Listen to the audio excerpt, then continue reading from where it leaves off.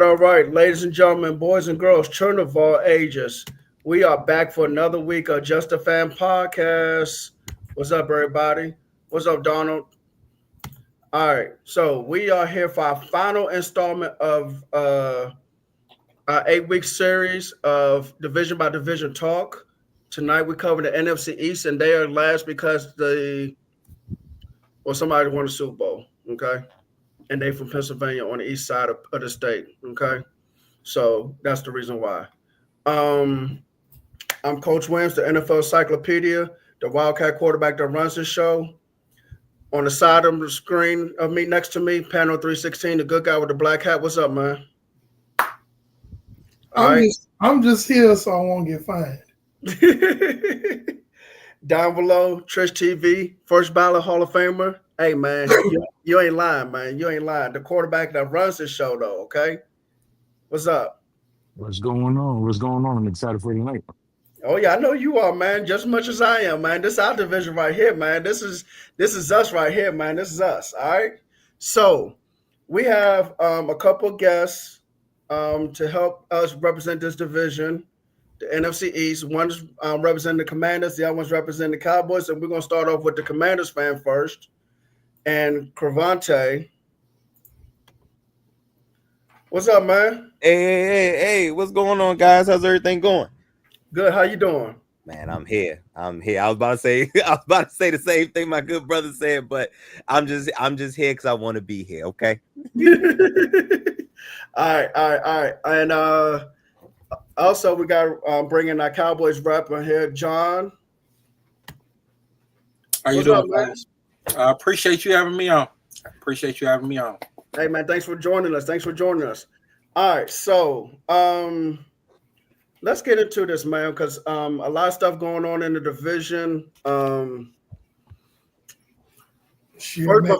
Cravante, how do you feel about the NFC East in general right now? Just in general. I think the NFC East is no longer the NFC least. Because, there was a time where that was our tag for our division. But with the recent rise of the Commanders and obviously the recent champions in the Philadelphia Eagles, we are a division, at least a strong two that have to be reckoned with right now.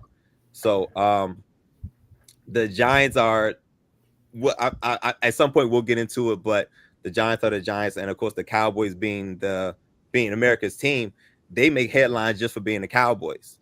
So I think we are more of the middle of the pack as far as divisions instead of being the least as we used to be called.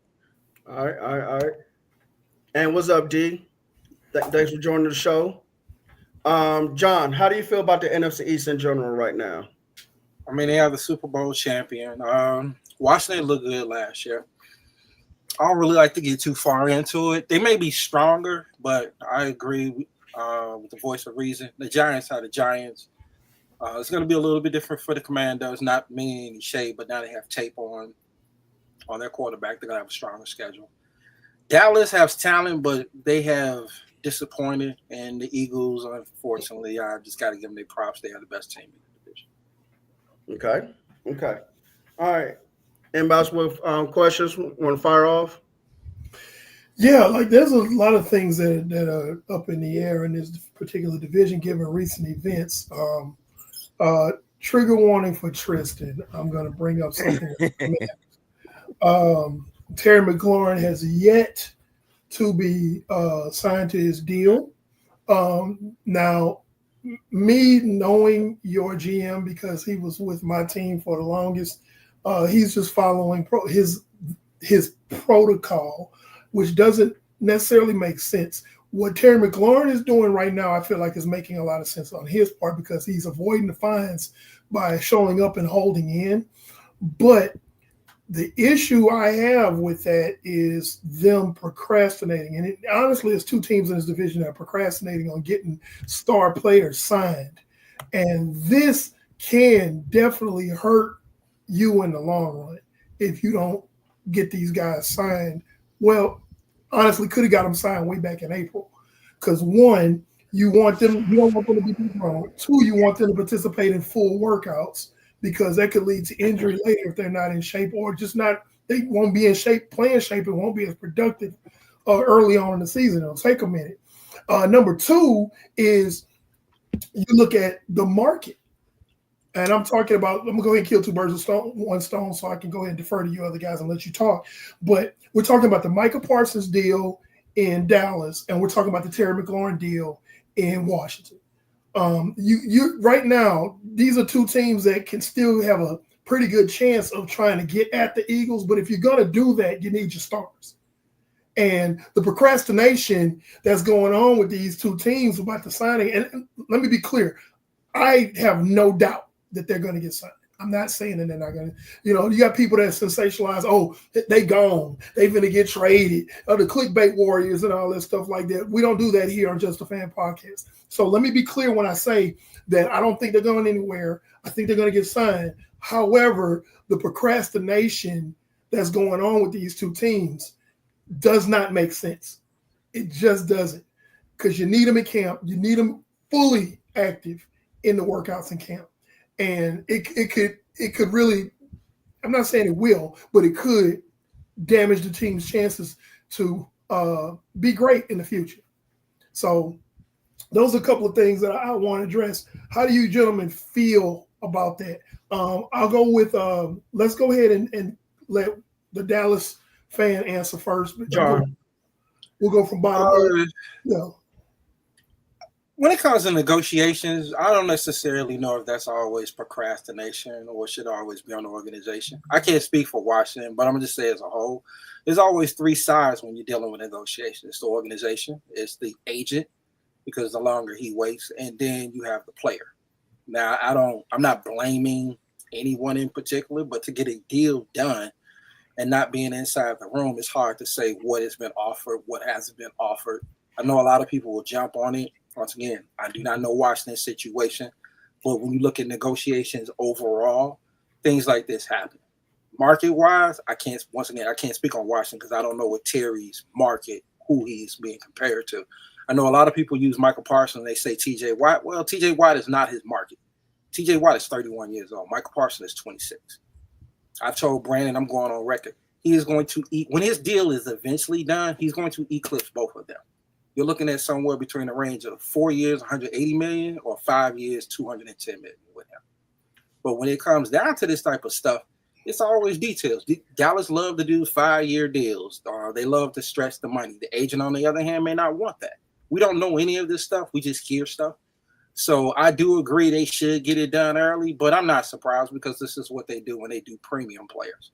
Like the non-premium guys, they will get signed early because those guys probably are offering them the type of number that's in mind, just like what they did with Jake, with Jake recently. That could be the number that the organization has in line. Well, I'm a slight rebuttal to that, a little pushback. You may not think that T.J. Watt and Myles Garrett are not in the same market as Micah Parsons, but they are. You can't compare market, but when you can. They're all edge rushers. When you're dealing with market, I did not say them as a player.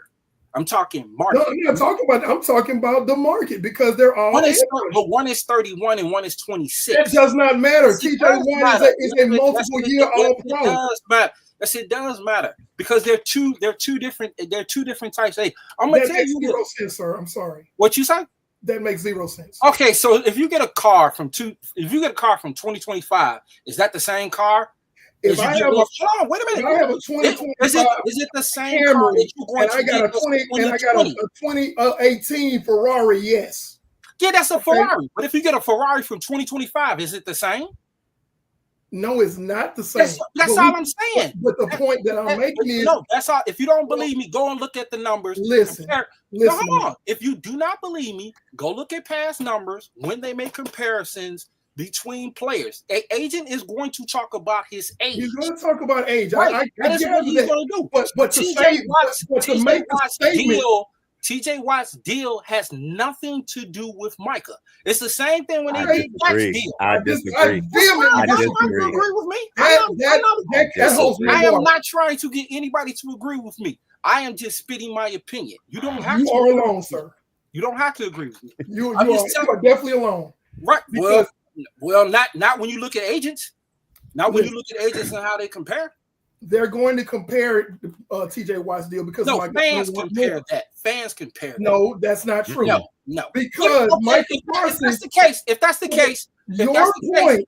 If that's the case, go ahead and finish because I'm give me something when they're comparing. When you have quarterbacks, they're not comparing them to an older quarterback. When Baker Mayfield gets his extension, they're not going to compare him to the guys that are younger. They're going to compare them. That is how you do market.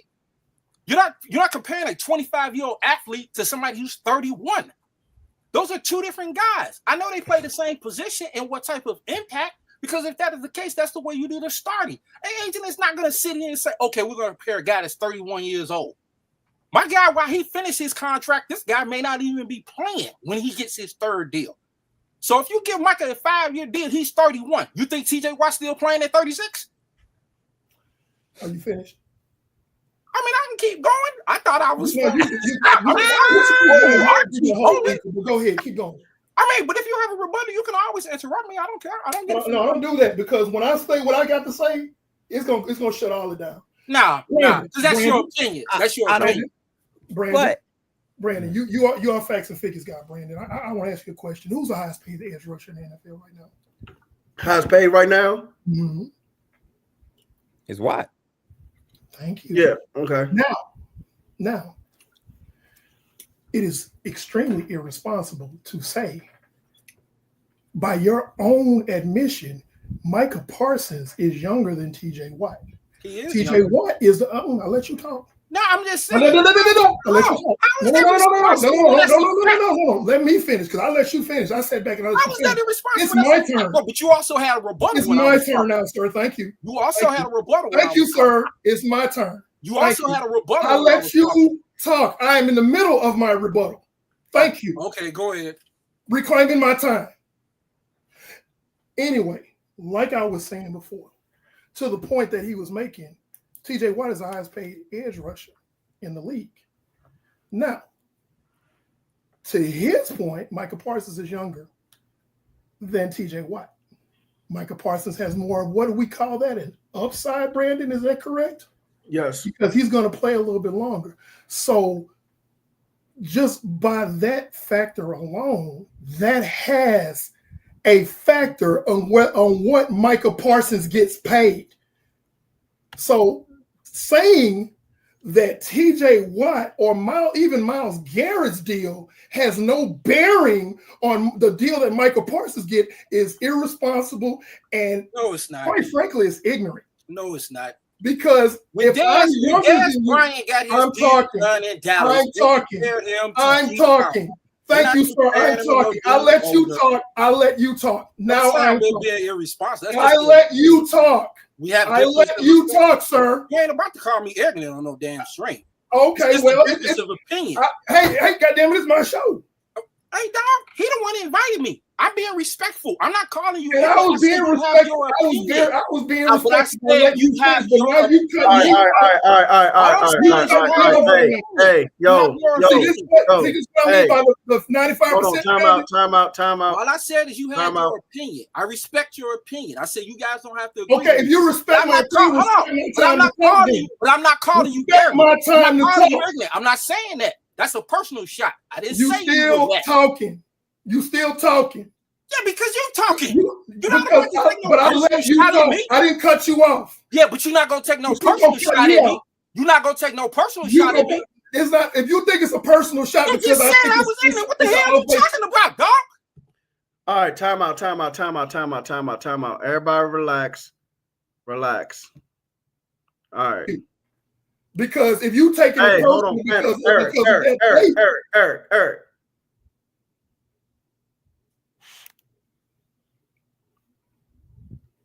All right. Next topic. Okay. Let's go on to the next topic. what is the next topic?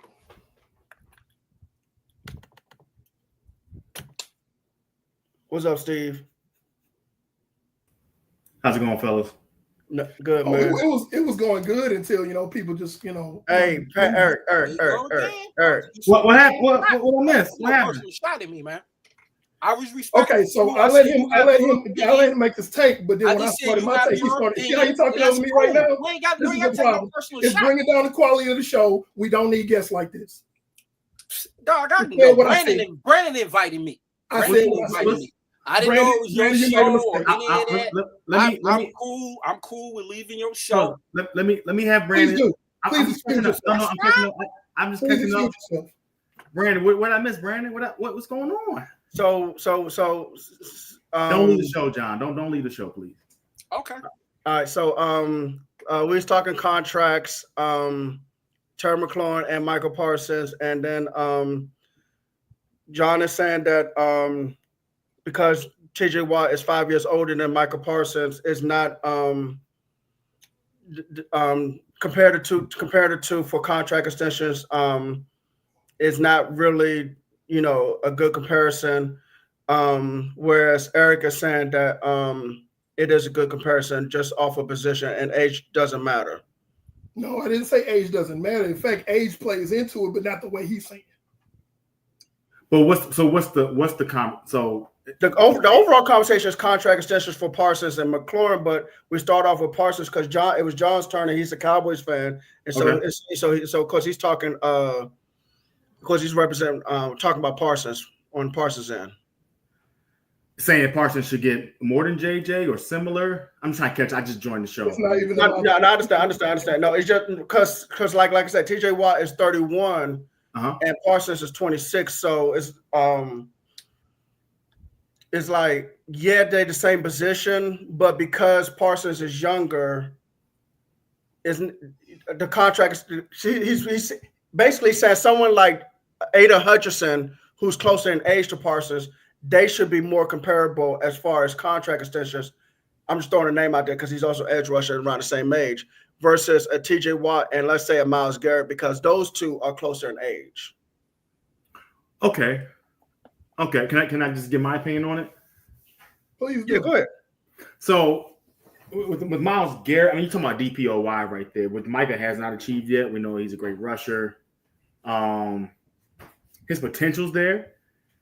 I believe the Cowboys were working on moving money around to pay him a good market value. I don't think he needs to be the highest paid edge rusher in the game. He doesn't need to be. He's a game changer playmaker, but me personally, I don't think you should get what DPOYs have gotten. And I like Micah. I think he should get. I think he will get paid more, because that's just how things stack up in the NFL. Right. We talk all the time about It's probably gonna happen. It's probably gonna happen. Yeah. No, I understand you saying you don't think he should, but I know it's going to happen. Yeah. And I agree with you. I don't think he should, but because of what the market is for that position, like a few years ago we were talking about Trent Baalke giving Christian Kirk all that money at wide receiver. Remember that? Yes. Okay. And all of us agree Christian Kirk is not worth that money. However, after that, that's what skyrocketed the wide receiver market, because you had what was it, Justin Jefferson, then you had Brandon Ayuk, then you had CD's deal, and so on and so forth. Those deals would not be what they are because of that deal that Christian Kirk got from Trent Baalke in Jacksonville. Market that resetting the market. Yeah. Okay, resets the market. TJ Watt is 31. Okay. Michael Parsons is 26. TJ Watt is the highest paid pass rusher in the league. Okay. Michael Parsons is younger. He's going to play longer, to John's point. However, they're going to use TJ Watt's deal because he's younger and going to play longer, is what I was trying to say. Okay. It basically, they're going to demand more. They're going to say, well, he's going to play longer. And the counter argument would be from the Cowboys side of the desk would be, well, he's never been DPOY. Well, we don't know that yet. True. That's what the agent's going to say. So this is where the ebb and flow is. But at the end of the day, Jerry Jones is not stupid, even though he's made some questionable decisions. He's not stupid. That's going to be one of the key cornerstones of Dallas having any kind of success this year. Yep. Yeah. So you got to pay him. And more than likely, like I'll give prime example, Dak Prescott's deal. We talked about it ad nauseum before. Both of y'all, Brandon and Steve, feel like he shouldn't have got paid that much, but he got paid that much. You see what I'm saying? Right. So it's gonna be going off of the market. He's going to get paid based on, like, age is irrelevant when you're talking about the quality of player. Well, yeah, okay? yeah. And, It's the market for that position. Okay, so actually, age. The only thing age plays into is I can say, well, I'm gonna be playing longer than him. Yeah, and personally, I know we're gonna pay him because I know my organization. I don't care what he gets paid as long as he gets a deal he's happy with. To be completely honest, I think everybody feels that way about players on their team. Yeah, he's gonna get paid. I mean, we pay people. So I don't know. I joined late. I don't know what the disconnect is, but we're gonna pay him. John, what's your view on it? I mean, my whole thing was this: when you're dealing with a sports agent, they are going to use age. I do agree. I think Myles Garrett is the best edge rusher. I think White has had many accomplishments, but they are not looking at that. They are going to bring up age. They're not going to look at a guy that's 31 or 29 that's older and make the comparison. They do that with every position. It's the same thing with CD and the guy that's from Milwaukee. They came out at the same time. It's the first time when Dak had his very first deal. I'm talking his second deal. They're not comparing him to Tom Brady at that time. They were comparing him to his contemporaries, the same guys who came out. That is how an agent is going to do it. I know we're talking football, but they're not going to do that. They're going to look at the age. That is what factors in, regardless. Now, if somebody wants to overpay a player because he's older and all of that, that's fine. People do that all the time. But to me, it had nothing to do. He was going to get a bigger deal anyway. And here's another thing. Agents talk to each other. We may not see this, but it happens. It's the same thing when when Bryant, the receiver, was in a holding pattern. And then the other receiver from Denver, first name was D. Thomas. Demaryius Thomas, yep. Yeah, God rest his soul. Once he got signed, Brian got the same deal a day later because they're both contemporaries. That is how an agent is going to look at it. They're not going to look at it anywhere else. And it's like the same thing with young quarterbacks. They're going to come out, they're going to eclipse the deals of these older guys because that's just the way the agent is going to present it. He's not going to present it anywhere else. And I do agree. I mean, they're not going to bring up defensive player and all of that stuff. That isn't how an agent is going to roll. That isn't the way they're going to do it. That's how they're going to look at the market. They're going to market compared to who his contemporaries is, not a dude that's older than him. Even though I think both of those guys are incredible and fantastic players. That was just my point. It's just my opinion. No one has to agree with it. We all have different opinions. That was just how I view it. And that's just my opinion based on what I've seen league wide. And you're entitled to so John, I think what you just described is more of my situation with Terry McLaurin, with age being such a factor. I think because Micah Parsons is already coming off his rookie deal, we're not even talking about age. He's going to go to the top. He's going to go straight to the top because it's about timing more so than anything. I mean, I'm not disagreeing with you on that. It's always a timing thing as well. But it's like, I remember what a Cowboy fan, you may remember too. It's like when Lawrence had his first deal, DeMarcus Lawrence, his first big extension after the two times they franchised him. I think the player name was Don. I think his last name was Fowler. Dante. Yeah, and he was with New England, and they're roughly the same age. He signed a deal with Detroit. If my boy Willie is on here, I had put it in the Twitter. I think they signed him for $89 million or something like that. And I told everybody, I said, watch. I said, Lawrence is going to get $100 million deal. Oh, no, he's not. So I'm telling you, they're going to, that is what they use. They're not going to use a dude that's older. They're not going to do that. Now, the organization can, but the agent is not. But also, we're talking about a premium position and timing and the premium position. Since he's produced relatively well since he's been there, he's going to automatically go straight to the top because that's just how the market goes. I'm not denying that. I don't think there have been times people have overpaid people.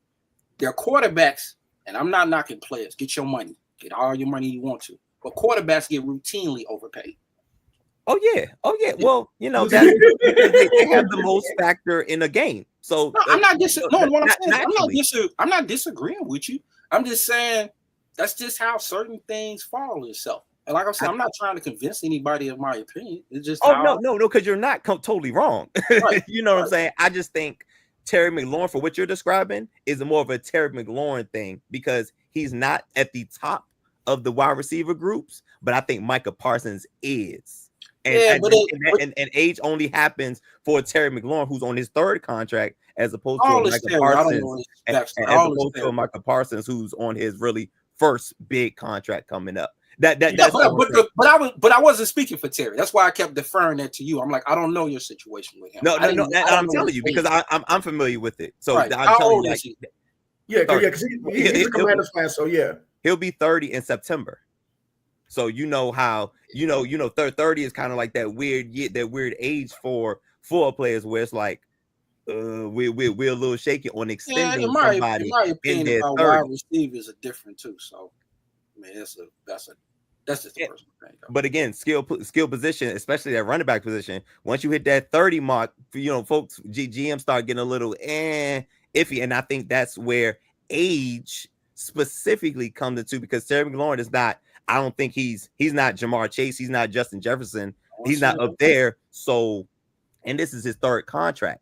So but age definitely comes to a factor now because we're talking about his third contract and him being 30. Yeah, so you're going to compare him. You usually are going to compare him to his contemporaries. You're not comparing him to the guys that are younger than him. So it still works into an age thing. Like what are the receivers that are his contemporaries? That is what an agent is going to go for. We're not comparing him to CD Lamb. We're not comparing him to anybody that's younger. No, they are. But they absolutely are. If the agent wants to present it that way, then that's up to the organization whether they. I mean money, like money wise and production wise. That's what we're. His agent is probably pushing that. Yeah. If that's how his agent feel. He has that right to feel that way. Sure, I absolutely. But and I think they will both eventually get paid. But that 30 being 30 is what's I think is the major reason of why Terry McLaurin's deal has not been done. And also, everybody around him with the money he's looking for is younger than him too. But that's why age is a factor in his situation as opposed to Parsons' situation. No, I don't think it's a negative with Parsons. I think his. Oh no, it's absolutely not. He's going to the top. It's positive because he's younger. He's going straight to the top. But that's I'm not sure now for the Cowboys. Jerry Jones with his comments and all that. I don't know why we gonna end up paying him. I don't know why we doing all this song and dance. But that's my whole thing for the Cowboys. Ain't no point of talking the way you're talking, knowing that you're going to pay this man his money. But the thing about it is, Jerry Jones always does that. Jerry Jones always does that. He did. I think he did that with CD Lamb last year. And Dak Prescott. He does that all the time. Brandon, Jerry Jones is going to push you to hold out. Jerry Jones is going to get people to talk Dallas Cowboys 24/7, 365, and that's how people get paid big time, man. On ESPN, FS1. Man, listen. These people on ESPN, FS1. Their kids should be thanking Jerry Jones for the people getting for the folks getting paid, because Jerry Jones always keep Cowboys in everybody's mouths. But they're already a top rated team. He doesn't. that type of stuff doesn't help. Like get your player, your premium, sign those, move it on. Now you got players answering contract questions. You got owners. I mean, the coaches' contract. They want to talk football. They don't want to be talking about negotiations. I think Jerry Jones is a shrewd businessman. He's been playing this game for a very long time. And he's lost. And he's always lost, though. That's exactly. So why? But it's about talking. He doesn't care about he's about the brand. Talking about the brand. I agree with you, but it's like your brand is already popular. And he's going to keep talking about it. He's going to do his best to keep it relevant. Every time Jerry Jones says something, it's like, why does he have his own radio show? Because he wants to keep talking about the brand. That's what he's doing to keep it relevant. Yeah, but what made him initially relevant wasn't him talking; it was them winning. That's true. First got the team; they didn't have the biggest ratings at the time, and so when they won, then they became big and bigger. Now he keeps it. I agree with you. It's all about the brand and stuff like that. But you win, people will talk about you. And nobody was talking about the Golden State Warriors until they started winning. Nobody talking about Kansas City. I'm not disagreeing with you. No. And now to your point, what have the Cowboys won as of late? Nothing. And they're still except a couple of divisional titles. Right. But you know, we always go back the glory days of the Cowboys, but nonetheless, their stocks has went up, their revenue has went up, what their worth is gone up, and that's because Jerry Jones keeps talking. He also keep making good deals. So I have a question. So what? Because I don't recall Jerry Jones ever being this visceral about a player in front of the press like that, the way he was about Micah. Everybody's heard the soundbite. I don't think anybody's like not heard it. Like what?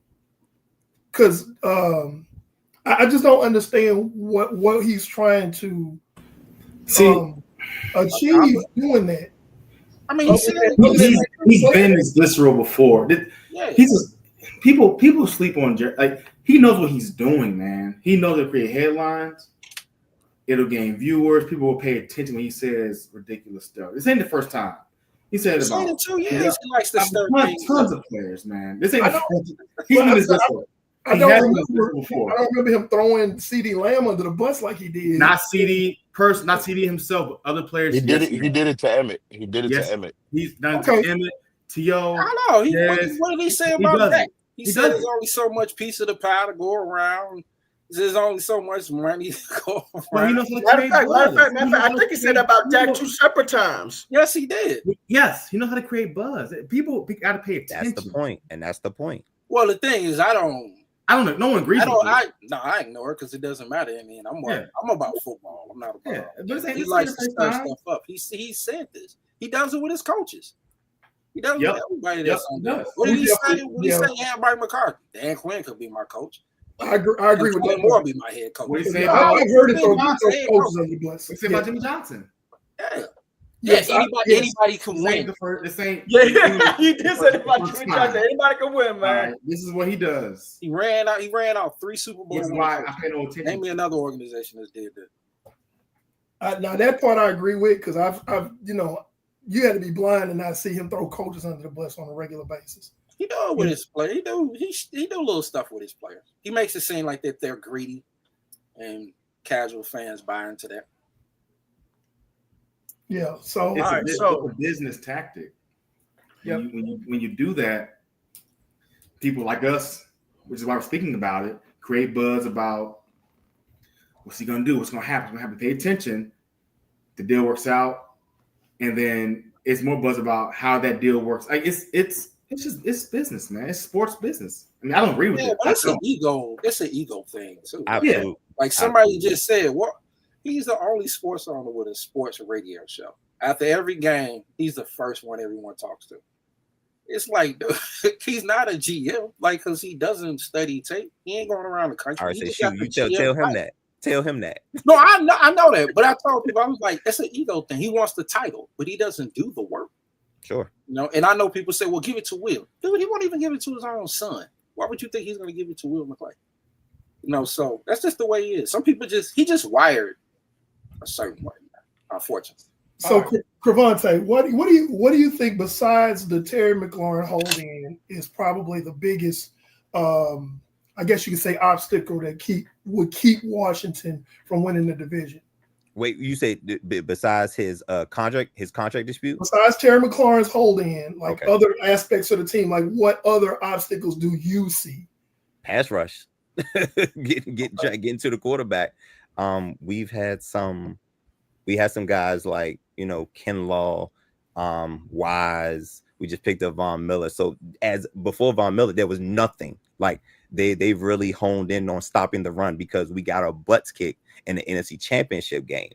We have to stop the run, and that's all they've done. But pass rush is going to be a struggle when it's time for us to get off the field. I'm going to be concerned. Like when it's got to have it, third down, get off the field.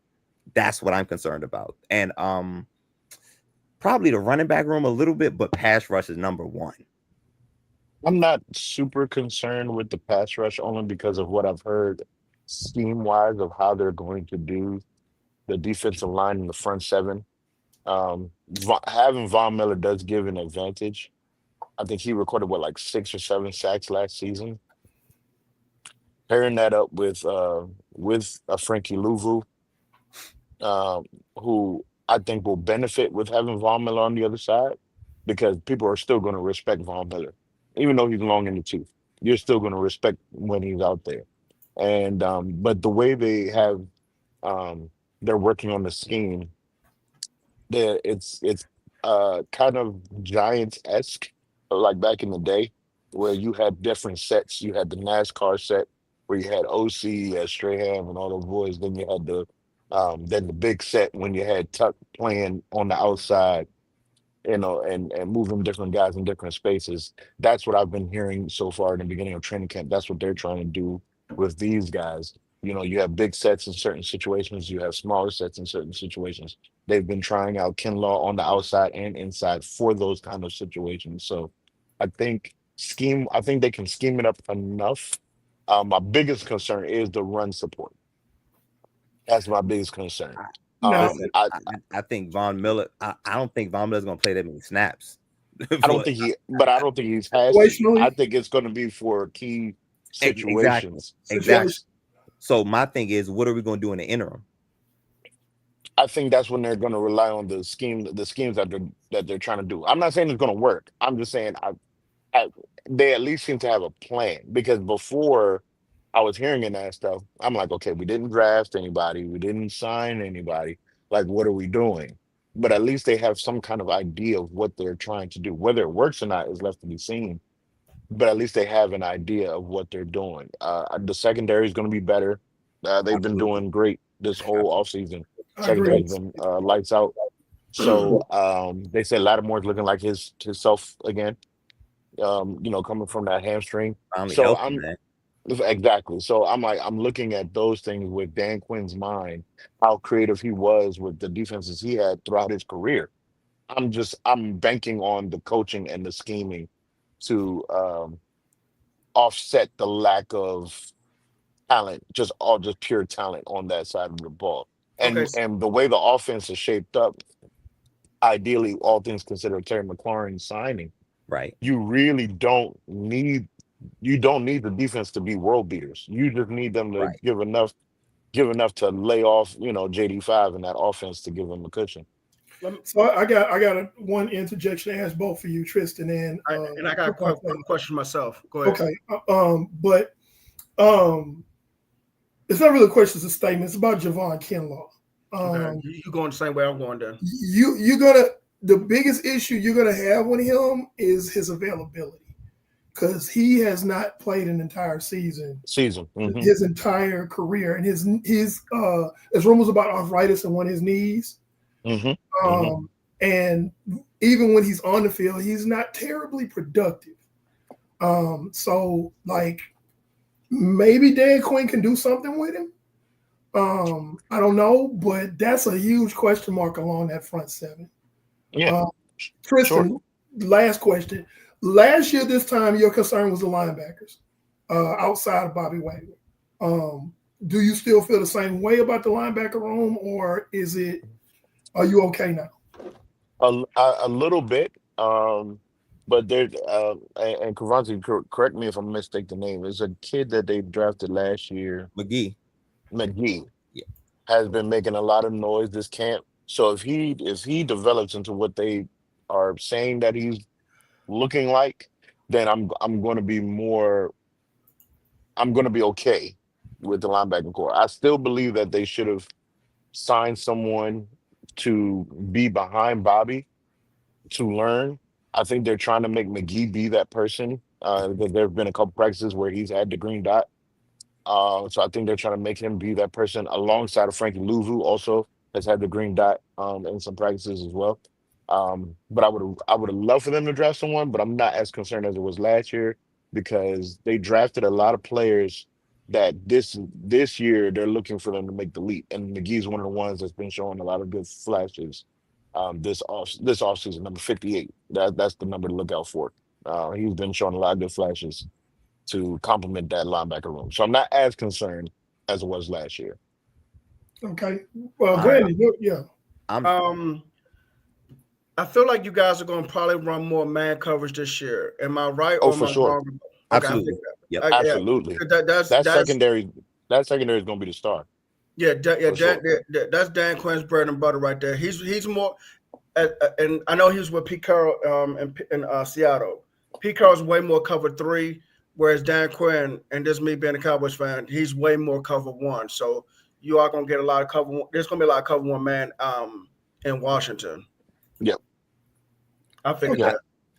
I think Javon. Well, I currently think I'm not thought, but I currently think I don't think Javon Kinlaw. I thought that signing was mid.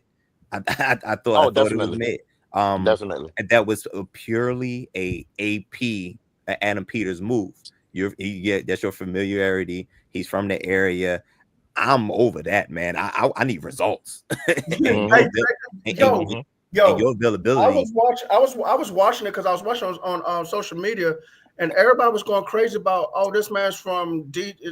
Well, he was. I mean, he moved to DC, but I'm like, okay, do y'all not really know his NFL background, like previous teams he was with, because he hasn't really done anything. You know what I'm saying? If he was like Miles Garrett type player, okay, fine, yeah, be excited. But this man hasn't done anything. Just because he's from DC, Mid. ain't really saying anything at all. Mid. Sorry Yeah. about Kinlaw? Mid. Yeah, Kinlaw, Absolutely. hey, Javon John, Kinlaw. I swear, man, you should have seen. Oh on no, social media. I know his history. I just didn't know which player you was referring to. Yeah, Javon Kinlaw. Like what Yeah. Kando They said. He went has, crazy. I mean, he had lower extremity injuries coming out of college, Yep. which was alarming. I mean, that's Washington. I'm glad they signed him. Mid. Yeah, Mid. John Lynch. That was a swing and a miss for John Lynch when the Niners drafted him in the first round. They got rid of their better D tackle when they drafted him, and then they extended Armstead. Agreed. Not even on the That team. was a mistake. Terrible Agreed. I agree with that. decision. Terrible decision. But Yeah. I am thrilled that Washington has him. How does All right, so let's talk about the elephant in the room that none of us like. Let's talk about the Philadelphia Eagles. I think I can speak for the present company in the room. None of them like the Eagles. Unfortunately, they are the Super Bowl champions. And this is something that in this particular division, before the rest of the NFC or the rest of the NFL, this division has to deal with them first. So, gentlemen, y'all can go ahead and make your statements on what you think, I guess, the Achilles heel of the Eagles might be this year, going into this year. We hadn't gotten the picks yet, which we'll get to in a minute. But what, if anything, can you see your particular team? Because everybody is an NFC East guy, except me. What in particular do you think your team can exploit with the Philadelphia Eagles? I'll start with Tristan, and we'll go like around, like this way. Honestly, I think it's Jalen Hurts.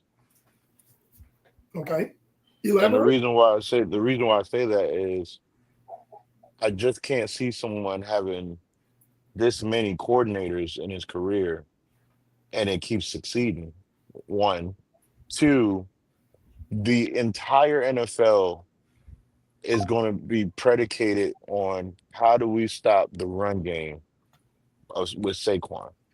And so you're asking Jalen to expose those moments, but I feel like teams are putting themselves, especially when I watch this draft, I feel like teams are putting themselves in position where they're getting guys that might not necessarily like completely stop AJ Brown and Devontae, but you're going to give them some problems. You're going to frustrate them a little bit. And so it's like, okay, Jalen, let's see who you are, for real, when it's not all running on all cylinders, when everything's just not clicking like a well-oiled machine. Your run game's not moving. Like we saw what you did in the Super Bowl, but then you saw what Kansas City did in the offseason. You saw what the Lions did in their draft, and even what Washington did with their draft. Like this is saying we need to make sure that Jalen is not bigger than what people think he is. So Okay. I think he would be the weakness. I think he would be the one that can potentially be exposed. One, you're again, new coordinator, new system again. You're everybody's focusing on Saquon, so it's gonna be Okay, up to Cravante. him to kind of shoulder the load. So Hey, hold on real quick. I'm gonna respond to this. AJ's always open for a reason, especially this past season, because especially in the Super Bowl, everybody was targeting Saquon Barkley. Saquon Barkley had what, less than 50 yards rushing in the entire Super Bowl. So all Jalen Hurts had to do was just beat one-on-one coverage. That was it. And to that point, Brandon, I'm glad you brought that up because that kind of piggybacks on what Tristan was saying. It's like Jalen Hurts kind of played to that level because they were trying to stop Saquon Barkley. So, and Tristan, yes, they're gonna probably have a new system, but I'm not a Jalen Hurts fan, but the way he's performed the last couple of years has kind of changed my mind a little bit about him. Because Brandon's already said a bunch of times what he think, is a running back that can throw the football. But yeah, Hey, guy. but I my opinion's changed a little bit. It's trending up. I'm not saying he's like a game changer like that or anything like that, but right, he's kind of proven a little bit more than than most people have said about him. Cravante, go ahead. I want to take over. Go ahead. So I was thinking that from Tristan, but I'm gonna go a little bit of a different route. Okay. The Eagles have a lot of departures on the defensive side of the ball. Now we know that guy in the middle is a problem. the guy from Georgia, he's an absolute Sasquatch problem. Yeah, he's an Jalen absolute Carter is a problem. monster, man. He is. But I think there is a way, if we can, and I'm speaking from the Commanders, if we could find a way to put up points, then we could go to Tristan's original point. But I think that defense is going to have to readjust as well. And those DBs had a great year, rookie year. Could they follow that up? Could they follow that up? They lost a couple key guys, a couple key edge rushers. So how will they be able to accommodate that and readjust to that? I don't think the defense is going to be as stout as it was last year. Okay, John. They good. They good on both sides of the ball. They got the best offensive line. They got Jalen Carter. They are very, very well coached. Their organization runs well. They draft well. The quarterback, he's good. I'm not gonna say he's great, but he's good. You better just build a defense. You better get something that can get after the quarterback, and you better be able to deal with Jalen Carter. Like, we've seen them stop the run, and the quarterback still did things because of the offensive line. They defense, they've been here before. They've had injuries. They've overcome it. Their team has went through a lot of different things. They've lost it. They've lost the Super Bowl. They've won it, so they know the difference. It's going to take a real good physical football team to beat them. I don't know if that team exists in the NFC East, but that's why you still play it out. I don't know if they have any weakness. The only weakness you would hope is they have a Super Bowl hangover. You know, sometimes teams don't respond very well after the Super Bowl. They get full of themselves. They have different individual agendas of who is more and all of that. I don't wish injury on nobody, but to beat them, you better have a stout defensive line and you better have a stout offensive line. You got to match their physicality. They are bullies. And the only team that I see can compare to them, like the way they built their team, is Detroit, as far as offensive line, defensive line. Blue collar. But I don't know if anybody in the NFC East at this time right now can handle them. But we have to see how it plays itself out. I mean, they just a really good football. I just got to give them their props. And I hate Philly, but they're good.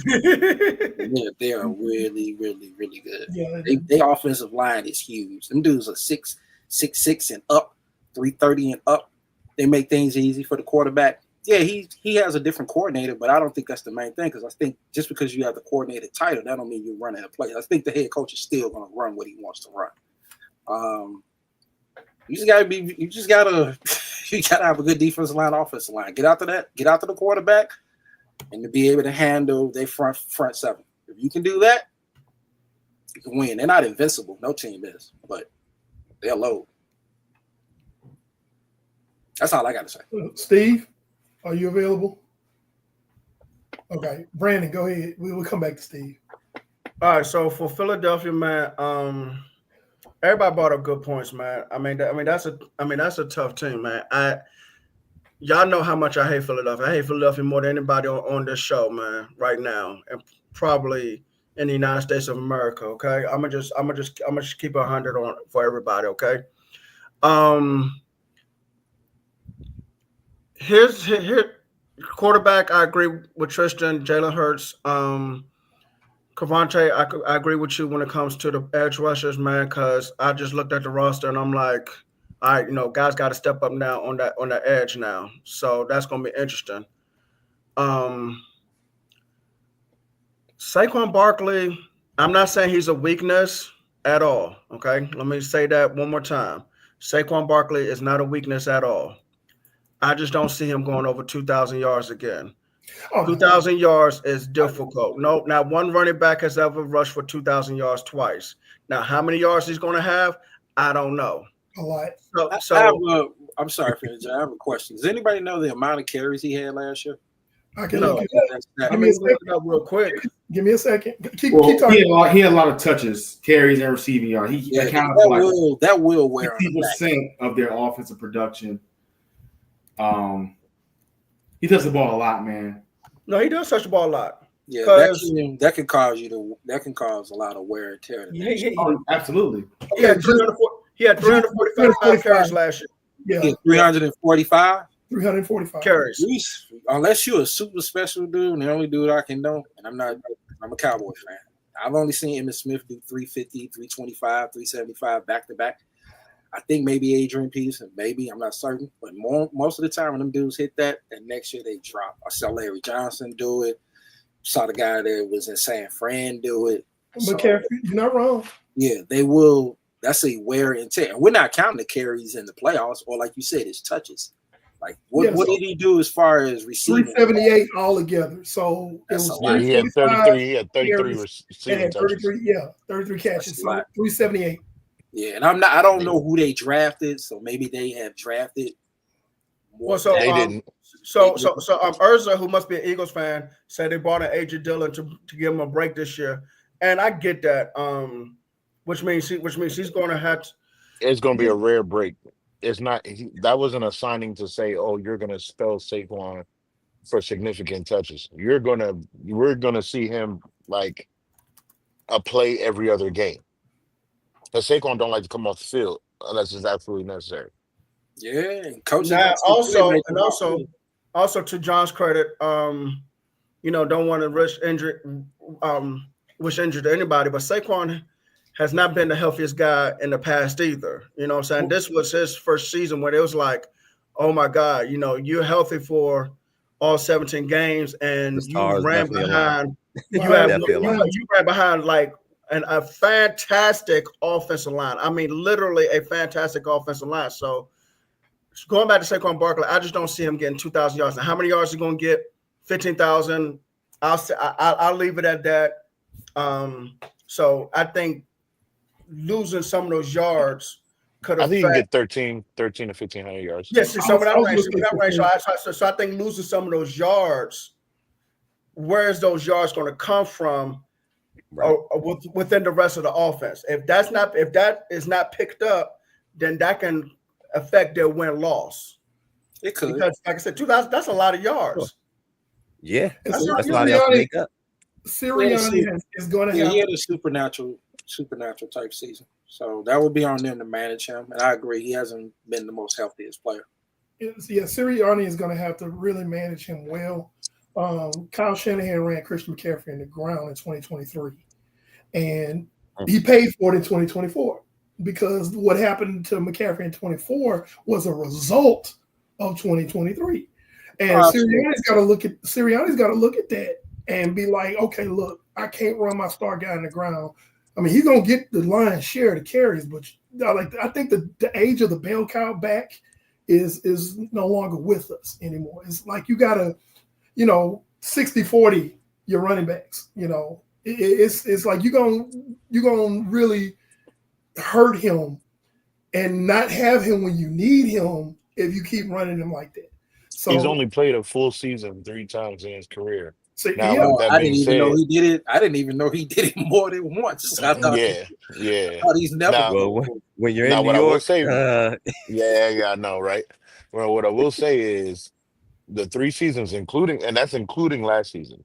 Okay. Right. So for the 3 seasons, is no less than 1,300 yards. So when And that's he's healthy good, and and that's good. available, That's good. he, No, that's he's good. that dude. But see now, okay, let's say he's Double-digit healthy this- touchdowns. let's say he's healthy this year, okay, and it was 1,300 yards for 16 games. So let's just move it up to 1,400 yards. You're missing 600 yards. Where's those 600 yards coming from?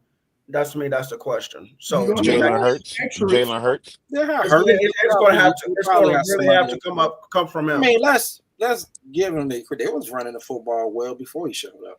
They just started running. Yeah, it they just better. used him. Mm-hmm. This is So just keeping it buck, they can run the football. They're going to That's what I run. said. Run the football. Listen. I tell you what, I respect the offensive line coach 100%. He need to get OC job somewhere. Jalen Hurts will get at least 300-400 of those 600 yards you're talking about of being lost. They just got to find out. They got to. I think someone said about AJ Dillon being with the Eagles now. That's probably what the remainder of that yardage. And then the remainder of that will, Yeah, I think that's what the remainder of yardage is coming. Y'all, do we need to really talk about the Giants? Because I mean, why not? Yeah. Okay, just here's my thing with the Giants real quick. I love their pass rush potential, but when they drafted Abdul Carter and last year they traded for Brian Burns. Okay, Dexter Lawrence should be back healthy. Probably, if he keeps going the way he's going to end up being the best pass rusher nose tackle of all time. I heard the defense was good. I heard they was ranked 27th against the run last year, which I was surprised. I was surprised they were ranked 27th against the run last year. My problem though is the offense. Because they're tired. Yeah, they were exhausted. Yeah, I guess you're right. My problem is the offense because Russell Wilson to me is on decline. Jameis Winston is more so missed than hit, and you have a Rick who's the other Jackson Who was Dart. inconsistent. Jackson Inconsistent in college. Let me hear your snap count. He was like, oh boy. He's reckless with the football. Yeah, so that's my problem with the Giants is the quarterback position. Like, yeah, your defense, you have a great pass rush and stuff, It's been a problem since Eli. Yes. Actually, the Giants been a problem since Tom Coughlin retired. Which mean them as an organization? Got fired. You talking about them as an organization? Ever since Tom Coughlin retired, the Giants have not been the same. Nope. No, they haven't. But that's what happens when you lose great players and you don't replace them. And you decide to keep Eli and don't draft a quarterback early. Decide to keep Eli. And you draft Eli Apple. That's just the stuff they did. Oh, Jesus, don't bring that That name. stuff will bite you, man. Yeah, you Sometimes draft a QB from Duke in the top 10. What is wrong with you? Like, what is wrong? Like, why would you ever do? Come on, bro. Because he was in the Manning Academy. I said, that's your reason? And that's why You know how many quarterbacks been in the Manning Academy? But I mean, they did get to the playoffs with Daniel Jones. I'm not That seeing. man, that was by That was sheer coaching. That was coaching luck. over Daniel Sure. And Jones. coaching. I'm not denying that, but I do like their defense. I like some. Oh, course. yeah. Everybody loves the defense. Hey, listen, I like their listen, defense. I like Malik Neighbors. And That's they're it. gonna have a last place schedule. They're not gonna have the toughest schedule. They're gonna have a last place schedule. I'm not saying they're gonna be in it. Actually, that's not true. They have the toughest schedule in the league this year. They do. Wasn't they Yeah. last place last year? What was their record last I year? don't know how it fell like that, but I don't the know New how York it fell like Giants, that. We got to but play they the do. NFC. We got to play the Their record AFC is- West. We got to play the AFC West this year. I told someone Who's this. in the I- AFC West? Kansas City, The Chiefs, Raiders, Kansas City, Chargers, and Raiders, Broncos. Broncos, and Chargers. Yep. See, I Justin mean, Herbert, Patrick If I was the Mahomes, head coach, I wouldn't be afraid of the Raiders. and Bo That's Nix. four yeah, losses. No one's afraid of That's Raiders. at least 4-5 losses. Maybe you have to see how it play out. I don't know. I'm not a And notice I Giants said fan, 5. but And notice I said 5, and it's only 4 teams. yeah, Here- but here- I don't know. Here's the thing with the Giants. The best case scenario that could work out for the Giants, and when I mean work out for the Giants, I'm talking about like the Giants organization, Giants fans. If they have a terrible season, which is really likely, you have an opportunity to get one of these hot shot QBs, man. That class coming out next year is going to be so nice. I'm projecting. Anything can happen. Yeah, I So, do that. I as do it that looks- projection, but what about if you have some of them quarterbacks pull a Eli and don't want to go there? I don't think anybody that got that kind of cachet except for Arch Manning, and he just don't seem to be built like that. Exactly. He's the only one that has the cachet to do that. Are all of them seniors for next year? So Arch the is- hot shot ones, most of them are juniors, I juniors. think. So Arch some of them may decide- could go back to school. If Yeah, Arch can go some back of to them may school. decide to go back to school, man. I wouldn't want my And they son making a playing. lot of money now too, so it's not a rush to come Exactly. to It's a the little NFL. different than it used to be. Yeah, Also, So- Arch comes from a rich family already, so he don't need the money. Nah, you don't need the money. never And then they did. make money now in college. I'm So- more so leaning based on what I've heard because I know Cravante knows this with me, but John, I know you don't know this. I'm a big college football guy, especially with quarterbacks. So I listen to a lot of you things got that to be talk happening. because I love to Yeah. talk about the draft. For sure. Oh yeah. What Me I've been too. hearing with Arch Manning is more than likely right now, it could change. Mhm. But as of right now, all roads lead to him going back to school. That sounds like After a this smart season. thing. I Heard would the do same that thing. too. He going back to school. He's So not in a hurry. right Yeah. now, I'm not even counting Arch Manning in that draft next year. Okay, I get you with that. So two things with the Giants. I love their defensive line. That's their highlight of the entire team. Definitely.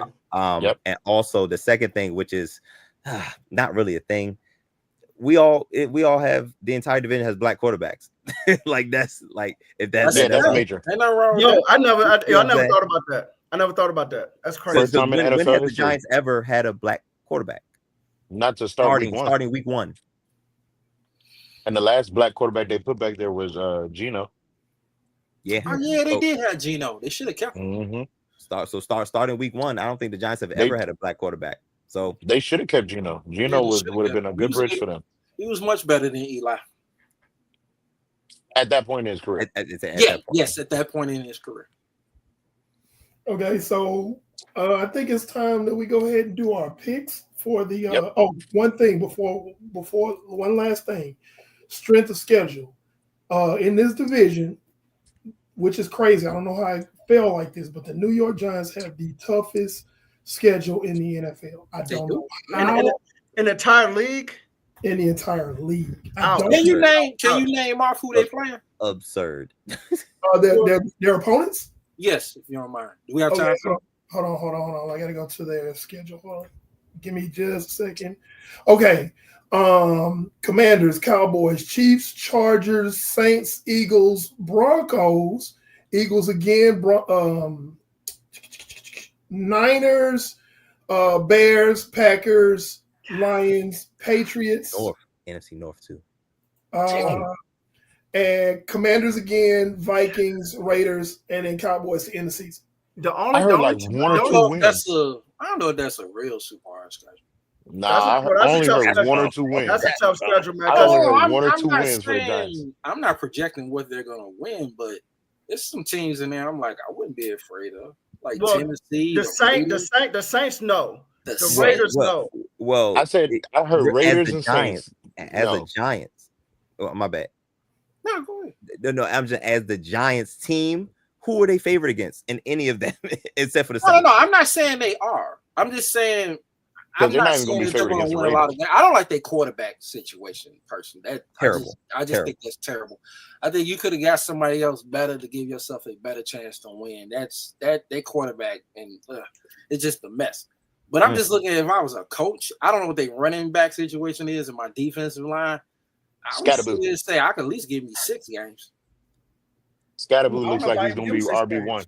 Really? Yeah, I I'm don't not know the if I give him biggest 6. fan of him. Not what he just rattled off. I ain't saying 6. I say I'm maybe thinking 3. 3-4. I'm thinking 3-4. Yeah. Man. Yeah. I see picking in the top 10 in the draft this year. I I see mean, him they picking the top could, 5. but you never know how things could play itself I mean, out. of course. Sure. I mean, Against some Yeah, teams, injuries, yeah, you all can. kinds of things I happen. mean, they could probably. I'm not saying they will, but I would look at trying to say 6. I'm not saying they will win 6. I'm just saying if I was with that 6 team, would be a like, good year for them. yeah, that's what I'm saying. I'm like, I think Saints. I can get 6 here. I think I can get 6. But if they get 6, Patriots, they ain't getting that Raiders. quarterback we were talking about. Yeah, but you still want to compete. I don't think you want to just tank. Who's their head coach? Do they still got the same coach? Dayball. This is last year. This is his last So year. I was going to It ask will that be last year. question. Oh, I was going to ask last that year. question. Yeah, I feel like he's going to get This is fired. last year. This is his last year. And it's really not his fault. And that's what's Absolutely. it's unfortunate. not. Right. But you know what? If they didn't fire him last year, you think they're gonna fire him this year? Yeah. Absolutely. Yeah. Because that's how organizations are. They're gonna like, oh, we want to do a fresh start. We want to go, Hold on, not all brand new. organizations. We stayed with Jason Garrett for way too long. So some people have That's a trigger word. That's a trigger word for some Brandon. people, man. That's a trigger for Brandon. Yeah, some people Yeah, do man, that. nah, hey, I don't listen. know the Giants. Maybe a Giant fan would have to chime in, but I agree with you. I don't think it's his fault, but I don't think he helped himself either. Ain't no way I would have been pounding the table for Russell Wilson. And Yeah, no, not at all. listen, I don't don't think he was pounding the table. I think it was kind of like, I guess, get him. yeah, but it's like this could potentially be your last year. Your job is on the line. Absolutely. So I'm gonna speak. Like I'm not going Yep. out like this. But Jackson Dart also has been struggling in camp, so he That's not might have not had shocking. a choice. That's not He might have not had a choice but to That's go not- Russell. No, I get it, The but snap count is Yeah, Jackson yeah, Dart been struggling, was- man. He been struggling. Dayball sealed his fate when they picked Jackson Dart in the first round. That's when they sealed. That's when you was over. hold on. It's- All right, I'm gonna ask you guys this: if that's the case, do you think they're gonna align him with that quarterback? Because if you fire him and somebody else come in as a new head coach, that ain't his guy. I didn't choose Jackson Dart. That was a guy. Jackson Dart got Most head picked. He got coaches picked like in the to have second their or the guy. first. You know what though? But you know what? Even though Jackson Dart was drafted under Brian Daboll, that probably could have came from the owner, just like when the owner of the Titans took Vince Young and Jeff Fisher, then won him. No, that's true, It too. was the owner because they had the tie. They were like, "Oh, he's from Eli's school." That was what was Oh the my talk. God! Really? Because he came from Ole We did Miss. this already. High school We stuff. did this already. Like, I'm sorry, We gotta fellas. stop I'm saying high behind. school I stuff. didn't know that. Thank you for informing me of that. All So right. hold on, time out. They drafted Daniel Jones and homeboy Jackson because they both went to Manning Academy. They're so sold on this Manning thing, and I'm like, no. Okay, Yeah, you know Jackson what? Dart was so inconsistent last year. Somebody give me enough money to own the Giants, please. Himself, yeah. Somebody give me enough money to own the Giants so that way I can run that organization, man, because I can do a way better job. GM, yeah, just be a better GM. Okay, let's go and get the picks. Yep. All right, so the way we do this, we do it snake style. We start in fourth place. Our guests are always first. So the way we do it is it'll be Cavante, then John, then Steven, then Tristan, myself, then Brandon. We go fourth place first. So with that, Cavante, fourth place in the NFC East. Who is your pick? the New York Giants. Okay. And you could give, I think we covered enough, but if you want to add something to why that is, I mean, I think we all know, but I think they've been making terrible decisions as of late. I think Dayball's on his last leg. They have a bunch of has-beens at quarterback. And Malik Neighbors is their bright spot. That's it on the offensive side of the ball. yards with bad quarterbacks. That's amazing. John, fourth place. I agree. The Giants. Okay. I don't. I think we probably we covered it. There ain't nothing else to say. They got trash. Nothing else. Yeah. You need a quarterback, man. And they don't have one. I mean, if you don't got a quarterback, what you got? Exactly. All right. Steve also said the New York Giants. Tristan. I mean, you already know it's the Okay. Giants. Yeah, I think we're gonna have a consensus with this one. Yeah, we are. We gonna have a consensus. With the last place. Yeah, I also have the Giants last place on my picks. For the same reasons y'all see it. Quarterback play is sketchy at best. Russell Wilson's not the guy he used to be. Nope. But every time I say something about Russell Wilson, he does the exact opposite. It's like if I say he's not that guy, he has a great season. If I says, well, he's coming, but he looks good. That's when he just stinks. It's So, Sierra's fault, man. yeah, Sierra's it fault. is. She done made life too good for the boy. He ain't It's- I got said no I was the grit. only one that felt that. Made life too good. The bright points, Malik Neighbors, like I said, 1,200 yards with bad quarterback players. He's really good. He's really That's good. amazing. He's really Free good. my man. Free him. But it's not enough considering how like Cravante said early on, this is no longer the NFC least. This is a stronger division than what it was. So I don't give them a snowball's chance in hell. Yeah, in this the division. Giants thinking up the division. If the Giants weren't so terrible, this division would be looked at even better. Right. Their defense would be good though. Yeah, That'd be a Greg, challenge for a team every week. They're gonna be on the field too long, but they're gonna be good. Oh no, I think They you're gonna be good. gonna wear their ass out. Oh, I'm sorry. I think you will wear them out, but still, that's still a challenge. You got to deal with those guys. So. Brandon. I mean, listen, I said it earlier. The New York Giants have not been the same since they fired Tom Coughlin. Okay, they haven't. All right, number 3, Cravante. We are back on you. Your number 3 team in the NFC East. I think it's the Dallas Cowboys. I'm not a fan of their head coaching situation, and Jerry Jones, like John, you're a football guy. I'm a football guy. I don't think Jerry Jones to this day understands the negative impact that he has on his team. Like, why would you talk about Micah Parsons and Dak Prescott like that in the same breath? Why would you do that? And then you brought the crash out kid from the Steelers over there. I was like, I can't wait to see this train wreck. I can't wait. Okay, with that, John, your pick number 3. Okay, I'm gonna go with that. I got to defend my team here. The third pick, no disrespect, it's gonna be Washington. I'm only basing this on 2 things though. If Prescott is healthy, I think we too. If he's not healthy, I would concede to Washington.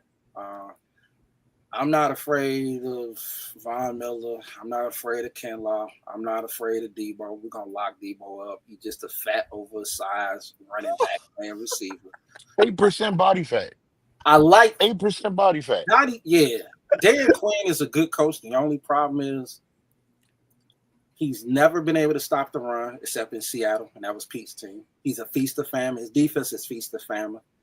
I understand Washington did great last year. They may very well do great again, but I think it's more tape on the quarterback. And I think Quinn likes a feast of famine. I think that's going to get exposed. But I think they're still going to be in the mix. I do not expect them to like fall off. I think they're still going to be a good football team. I just think they're going to be third. We may have 3 teams come out of the playoff. So I'm giving all respect to Washington. I'm not trashing them at all. I just think they're going to be third.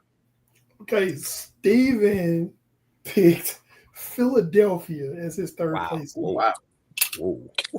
I love when Steve do this. he really be trolling. Like, okay, I was just about to ask y'all, is he trolling? Like Steve, what was it? The NFC South Steve picked like the Saints to win the division or something like that. Yeah. Like Steve be doing that on purpose. I mean, major injury will probably have to happen for that. But a lot of things that have to go wrong. Here's the thing. We have a show right before the regular season starts where we revisit our picks based on injuries, what people done in training camp and preseason. So he's probably gonna come back around and give his real picks. But Steve just likes to do that to stir it up. He like Jerry Jones. Yeah, you're right. He just does that, and it's like, dude, come on, man. He seriously, he picked the Saints to win the NFC South, and even with the Saints fan that we had on was like, nah, bro, what you want? Yeah, he's like, hey, so that's Steve. Tristan, third place. Third, I'm going with the Cowboys, not because I hate them with every fiber of my soul and being, but Oh, wow. because um, no, I respect talent. No, When I it's see all good, talent man. teams, It's yeah, all I respect talent. But the fan in me will always hate them with a passion. I But understand. I think with Dak Prescott coming back, like you said, John, albeit if if he's healthy, he's ready to go.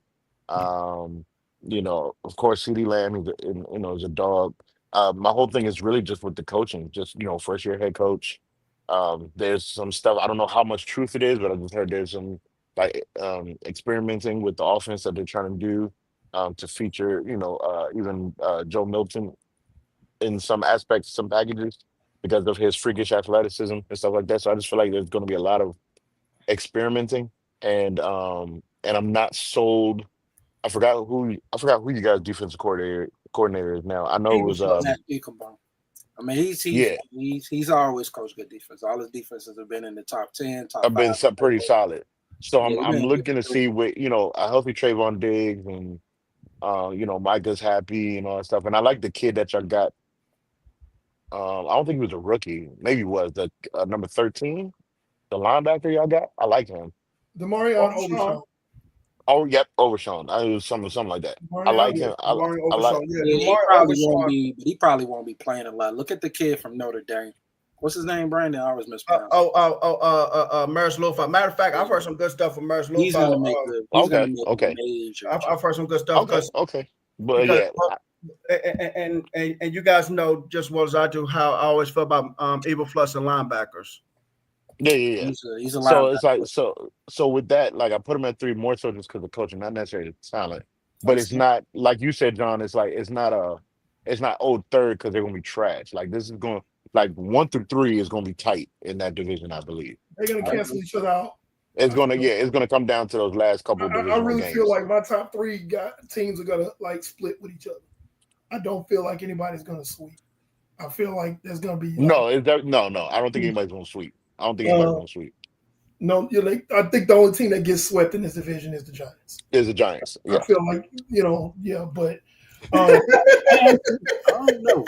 I also picked I picked Dallas as my third place team for the.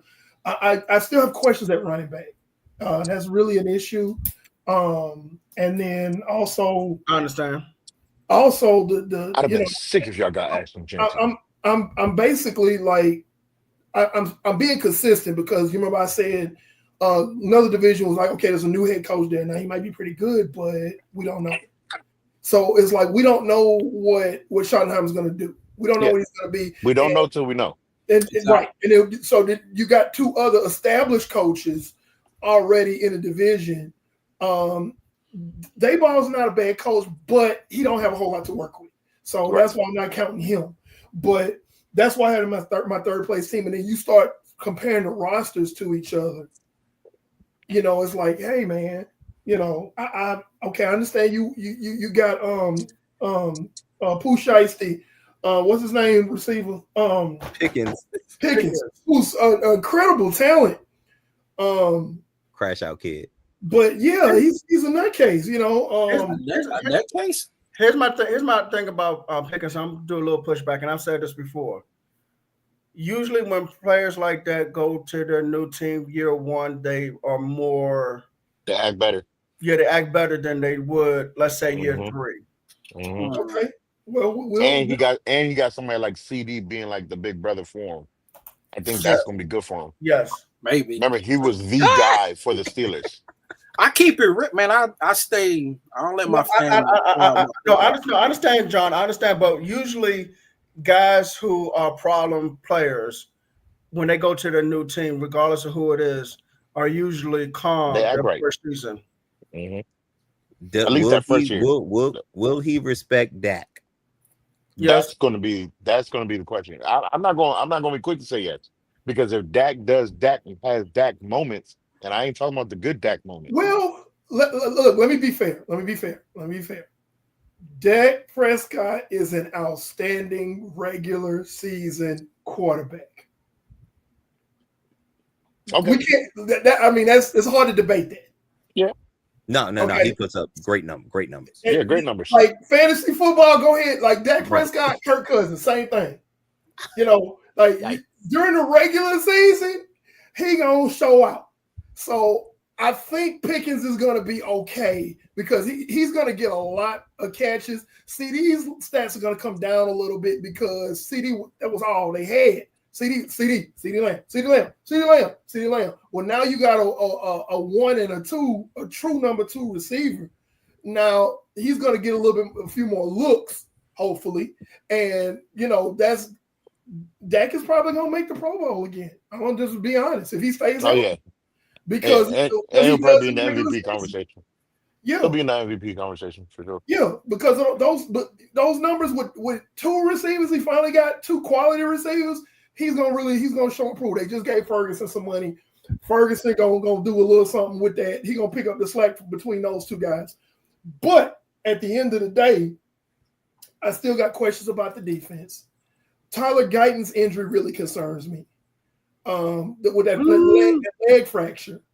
So that's why I have, and I don't want to take up all the time. Dallas, so I got Dallas at number 3. Okay. Brandon, go ahead. This is in pencil, but I got Washington number 3 because my concern with Washington is Terry McLaurin getting on that field.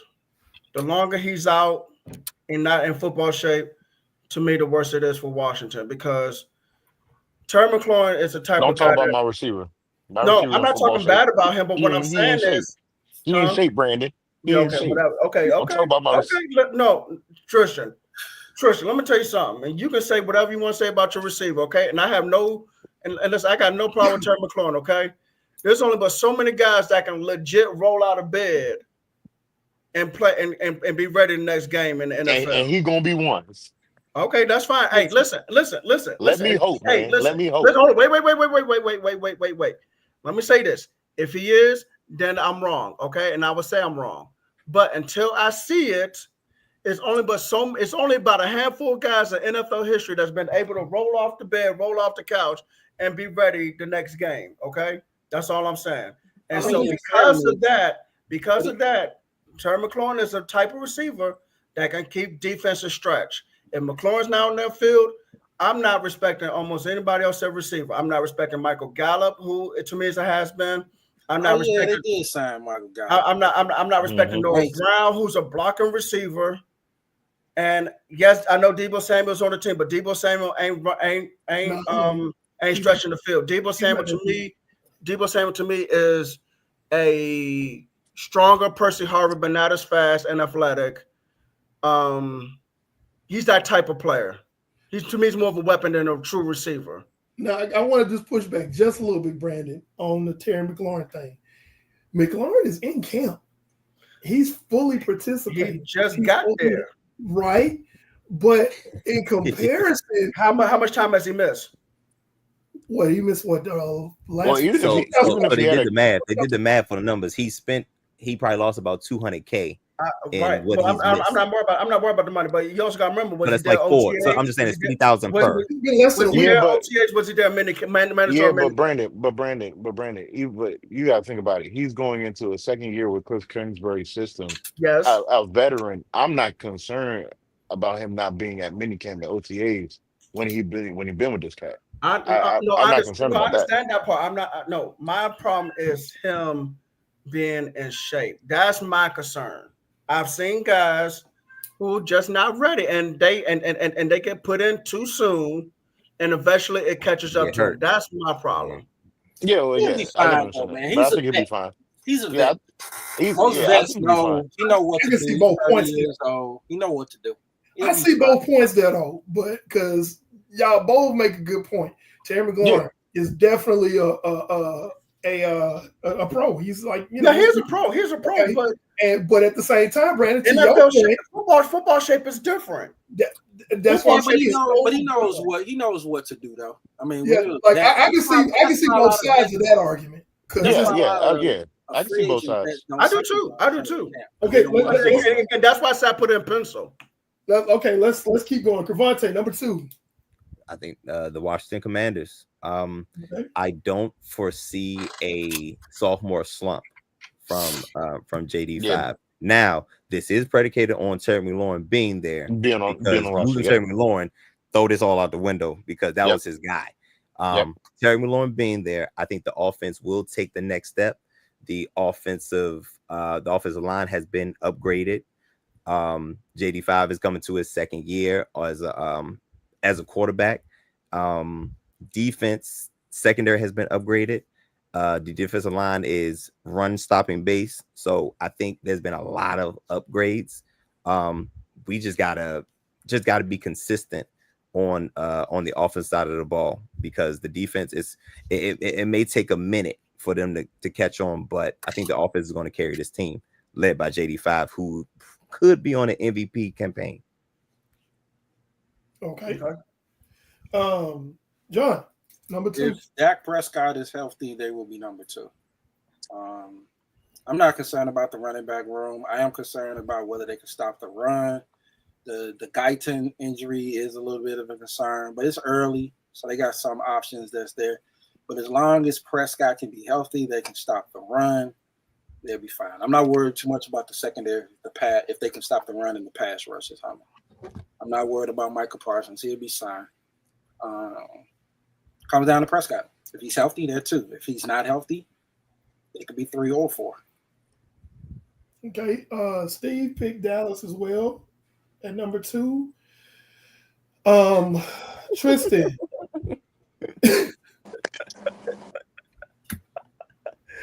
Hey, yo. Tristan, number 2. Come on, Tristan. Don't do me like this. Tristan. Number two, I have the Commanders. Number 2, I have the Commanders. What did I And miss? only be Wait, did we lose it? Somebody Cat got your tongue. But No, that's my cat. That's my cat. okay. You No, know, but I heard a lot of laughing. What did I miss? Like Tristan just like, I don't know if we lost his connection or what, but we just lost him. It's like he was in the Okay. middle of a sentence. We'll keep going. And we'll get his take on it when he gets back. I also have the Washington Commanders at number 2. If they can get to an NFC championship with what they had last year, I think that they can. I don't think they necessarily can do it again, but I can definitely say that they can finish second in this division and probably get the wild card again. Jay Daniels is special. We were watching that game. We were talking about how we were talking about it in our group. How somebody said that the moment was too big for him, and we were like, everybody pushed back and was like, no, the moment was not too big for him. It was the rest of the team. It was the rest of the team. It's like he's been a starter his entire football career, like high school, college. He's always been a starter. He's built for that moment. So that's the difference right there. I can see is when the rubber meets the road type moments. Honestly, I trust Daniels more than I trust Prescott and anybody in the quarterback room in New York. So that is just, can the rest of the team catch up with his moxie? That's going to be the question. But I have Washington as my number 2 team. Tristan, you can finish your take. I don't know if you had like technical issues, but you were talking. You said you had Washington number 2. Yeah. I had a technical issue. Y'all can hear me good now? Yes. Yeah. All right, cool. Yeah. I had Washington at 2. At 1, I got the. Whoa. You mean just finish the take with the Commanders? Oh, okay. Yeah. I mean, it's kind of yeah. process of elimination, but we still on number 2 because we ain't got the you. Brandon's number 2 yet. Man, I wish Steve was here. No, the like I said with the Commanders, of course, I believe in JD5. I believe our offense could be more potent. Again, that's with Terry being on the field. We need to sign Terry. Only reason why I didn't crash out today on this episode is because Terry was at camp. That's the only reason. If he did not show up at I camp, thought they would have had it done by now, Tristan. I was wrong about yes, that. I thought so too. Folks watching at home, I said last week McLaurin was going to be in camp and be signed by the time we had a new show. But you got half of it right. I got half of it right. I said he's going to be. You got half of it right. But I know Adam Peters, so like the only reason I ain't crash out is because he showed up at camp. But No, yeah, like I said, I think they're going to be solid. People are like, oh, we're going to go to the Super Bowl, we're going to go back championship. A lot of things went right last year. I'm a realist. A lot of things went right last year to get us to the NFC Championship. They were good, but we had a lot of breaks that got us into that NFC Championship game. You can think about the So Chicago game. Think about the That's the the Dallas. biggest Chi- one. Yeah, that was the you biggest got one. the Chicago game, the Dallas game, the fact that we played with Pop Warner as far as the defensive side of the ball for the Detroit Lions. There's a lot of things that went correct in favor of Washington, but they're still going to be solid. Still double digit win season, I believe. Yeah. Going to be I solid. don't have any less than 10 wins at Yeah, least. yeah. Brandon, number 2. So I have Dallas number 2. I know people concerned about the coaching. I think the overall coaching staff is going to help out this team way more than people realize. I do. Whether it's the um, defensive line coach getting his guys ready, whether it's Eberflus with the linebackers, whether it's Connor Riley with the offensive line, and getting stuff together schematically. I just think Dallas is going to probably end up overachieving this year. Okay. Well, Hold on. I'm all of us. sorry. Can I have a question? What do Yes. you mean by overachieve? What do you consider overachieve? Because I mean, just prior they won like 12 games straight. That is true. Okay, well, I shouldn't say overachieve. I should say I think Dallas going to do better than what people expect them to do. Okay. I have one last thing. It won't be long. Just being real. I'm not the biggest fan of the George Pickens trade.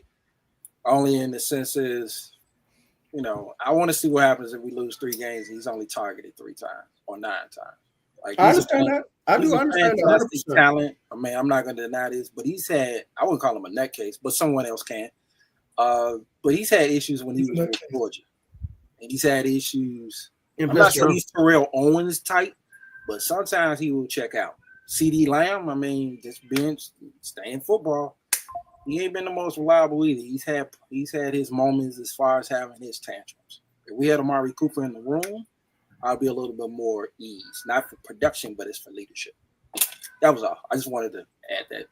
I understand. That's fair. Yeah, that's fair. That's a fair take. That's fair. So everybody on the show, on your screen right now, has picked the Philadelphia Eagles to finish first in the NFC East. Not happy about it. Yeah, no, because they have the most obnoxious fans. But yeah, they do.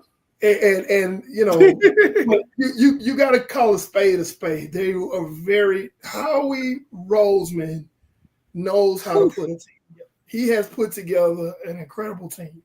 Stop doing trades with Howie Roseman. Thank you. Yeah. Stop doing trades with him.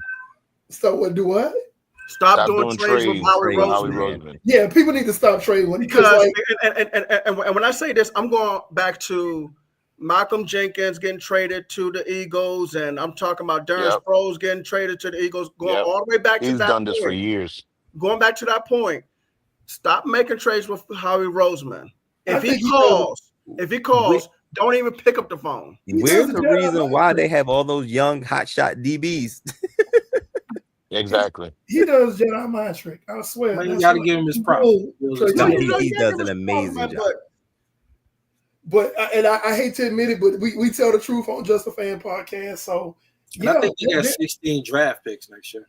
He does. I know. That's nuts. That's crazy. It is crazy. That's how you build and reload and be able to continue to move on. Yeah, but I mean that's how you. I mean, and the majority of that team is young. That team was built through the draft mostly. Their key players are young. You're right. That's the way you They still talk about the AJ Brown trade. You see, Burks got released. Yeah, Traylon Burks got released. That trade got. Wait a minute, he got released. Fired. Traylon Burks. Oh yeah, I got it. He was going to be the best receiver when he got drafted. Yeah, when he got that injury, I kind of knew that the die was cast because he was already kind of in the doghouse in Tennessee, and then that injury made it. That just like, hey, that's it. They just go ahead. They mailed it in. What is his recent injury? It's Collarbone. a collarbone. Yeah, broken collarbone. Yeah. Somebody will probably pick him up. Somebody pick him up, yeah. But my thing is this: project, yeah. Traylon Brooks, you gotta know how to use Traylon Brooks. You can't just use Traylon Brooks as the main receiver. He's not that guy. When he was coming out, I was like, he's not a number one, but he's in somebody's offense. He can be extremely dangerous. But I mean, what he did against Alabama though, that looked like number one stuff. That's what got him that nod at number one. Yeah, he was doing that against guys that were going to get drafted high. I'm not saying that he was one for me, but that game tape that he did, I could see how somebody may have thought that. Mm-hmm. But I agree, that's a lot of pressure to put on a guy. But especially when you didn't have the quarterback in place. Exactly. Wait, hey, real quick, Brandon, the last comment you put up from Prolific Rambo, he's like, Dak Health has never been good for the rest of the division, but we will see if he's washed or not. I wouldn't even. Wow, that's strong. I'm not calling Dak washed. No, man, I can't call him washed. Now, does he crap the bed in the playoffs? Absolutely, but like regular season, he ain't. No, man. That man was in the MVP conversation for you guys. Yeah, the only thing I'm concerned with just 2 years ago is his durability. Durability. Listen. Just in 2023, he was in second place in MVP race. Yeah. He was feasting. I mean, to get on with panels, I'm a big believer in you got to play your best in the biggest moments. And the last couple of 4 or 5 years, he's been very sweaty in big games, big moments. Sure, that's a big concern. I'm not gonna overlook that. I'm not being no hater. I'm just being for real. Sure. You have to play better, but I worry about durability. You can't I ain't gonna say wash though. John, you can't be a hater if you're talking about your own team. I know, but when I do that, I get that. People be saying, you're a hater. No. And I'll be like, bro, that's your team. So but the fan base is not the most logical. Yeah, but if you're talking about your team, he said the most logical.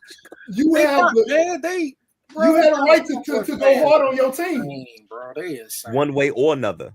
Yeah, you got the right to go hard on your team. Like I've never called anybody a hater.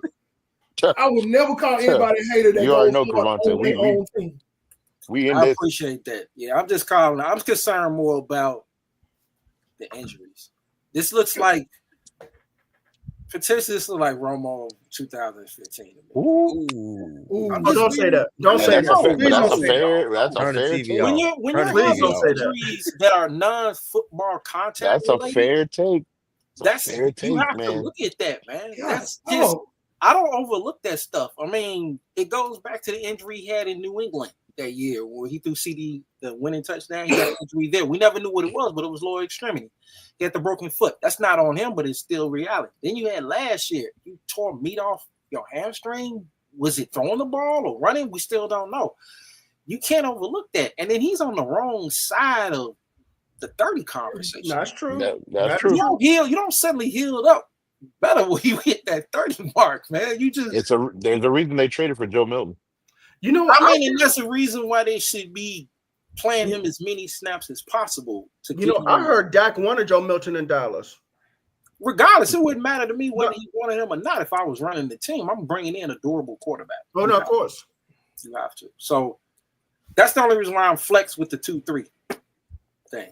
That's all. Because if you go down, I'm not gonna say the season though, but you still got a coach. So I ain't never heard somebody make that take, but it makes sense to me. Yeah, I mean, Tony Romo. You can't. I'm like this. I respect everybody's opinion, but if we just talking football and you guys have been like that, you got to look at football. You can't let your fan base, your fandom, blind you of what you see. Mm-hmm. And that's true. People do that. Just the fan podcast. That's what we do. They just fans, and they like, yeah. I was just like, man, we keep it crazy. The harshest criticism of the Commanders, Cowboys, and Niners are on this show, and we are Commanders, Cowboys, and Niners fans. We go hard on our teams. I gotta ask, what is your team? I will dog walk my team if they Yeah, suck. I have dog walked the Niners on here so many times. Oh, you a 49er fan? Yes, Yes. I have dog walked Shanahan and John Lynch. And Oh, yeah, Yes, he has. Oh, my goodness. Yes, Hey, he hey, does. Tristan will tell you. Yeah, Tristan will tell you you. just have to be fair about when you're talking football. You can't. Yeah, objective. Yeah. Yeah, you got to be Absolutely. objective. I'm not into wishes, hopes, dreams, projection. Maybe he's got potential. I'm not into any of that. I let it play itself out, and you got to see what happens. Can't do Tristan, that. Tristan, you know, man, I'd be the Listen. first one. Listen, First one. Hit that your goofy phone. card Listen, come I'm up not real liking what's fast. going on, bro. Yeah, fans want goofy card come up guaranteed real quick. happy endings for their team, and it's like, bro, watch a Disney movie. This is sports. It don't work that way. You know, you just gotta let it play itself out. Can't Yeah, overlook for it. sure. One last thing before we close out. I always do strength of schedule. We know New York has the toughest schedule in the league. Let me read out the other three teams. Philadelphia has the 4th toughest schedule. Dallas has the 5th. And Washington has the 8th. Who does Philly play? Besides the division. Besides their division. Give me a second. So it's the AFC West and the NFC North? Yeah, AFC West, NFC North. And then who's the All other right. two teams? You ready? I'm going to read them off. Y'all ready? Yeah. Okay. Dallas, Kansas City, Rams, Buccaneers, Broncos, Giants, Vikings, Giants again, Packers, Lions. Wait, I'm sorry. I'm reading Philly, right? Yes. I'm sorry. Okay, let me start over. Dallas, Kansas City, Super Bowl rematch. Rams, Buccaneers, Broncos, Giants, Vikings, Giants again, Packers, Lions, Cowboys again, Bears, Chargers, Raiders, Commanders, Bills, Commanders again to close it out. Mm. The Rams and the Bucks was the two off The Rams, the Bucks, and the Lions. Rams gave them everything last year. I don't know what they did in offseason. I didn't look at really what they draft, but And right now, Matt Stafford has back problems. It just came out in the wire. Really? Yep. Oh, Yes, he is. Yes, he is. Stafford's like Who's their 38. backup? Who's their backup quarterback? Jimmy Jimmy Garoppolo. Garoppolo. Jimmy G. Who's that third quarterback? Who's that third quarterback? You know what? It's crazy because Devontae Adams got out of the Raiders because of Jimmy Garoppolo. And now Oh yeah, he's cursed. Yeah, he's cursed. he's sick. They He's have sick. teammates He is again, sick. man. He got to be He's sick. cursed. Devontae, hey, listen, man. Devontae Adams needs a hug. He needs something, man. That man needs therapy. Yo, Like, why? But Listen, Stafford's gonna probably I mean, they had to. He I needs say this, Jesus, they Noah, quarterback and was Moses. better than the Giants. I'll say that. I didn't know they had Jimmy. yeah, Jimmy Garoppolo's Well, that's fine. I'm glad they signed him. That's good. He needs Moses. I'm all for opposing teams making bad personnel decisions. I giggled I just laughed and giggled when Jimmy Garoppolo's in LA. Okay. Oh wow. Okay.